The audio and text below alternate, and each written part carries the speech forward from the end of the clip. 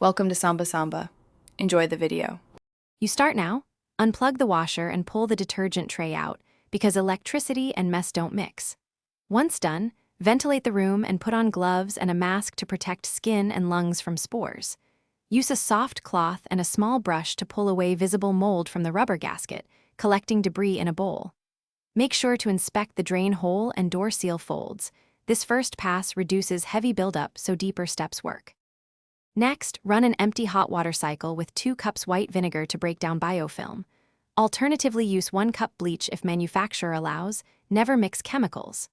While the cycle runs, scrub the gasket folds, detergent tray, and door seal with a 1 water vinegar mix using an old toothbrush. That mechanical action removes spores the cycle loosens.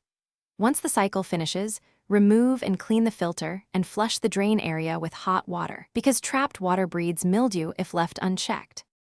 Finish by thoroughly drying every surface with a microfiber cloth. Moisture is the problem, so leave the door and detergent drawer open for about 24 hours to air dry. Once dry, set a monthly routine.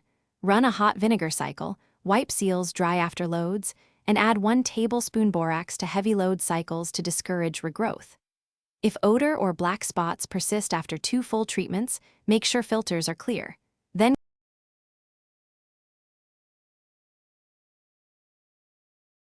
Thanks for watching.